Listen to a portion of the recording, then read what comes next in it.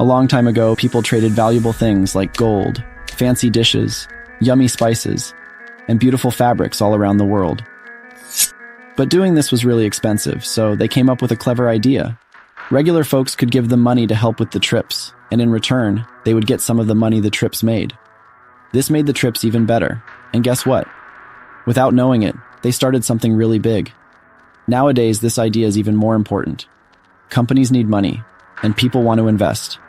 The place where this happens has become so big that it has its own schools and TV channels. But today's version is more complicated. How does it work now? Imagine a new coffee company starting its journey.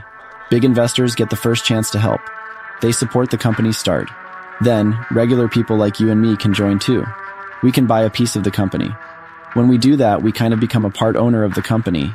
When the company does well, more people want to join. This makes the company's value go up. This helps the company do more amazing things and shows it's doing great. But sometimes things get shaky. If people think the company might not do well, they might sell their pieces.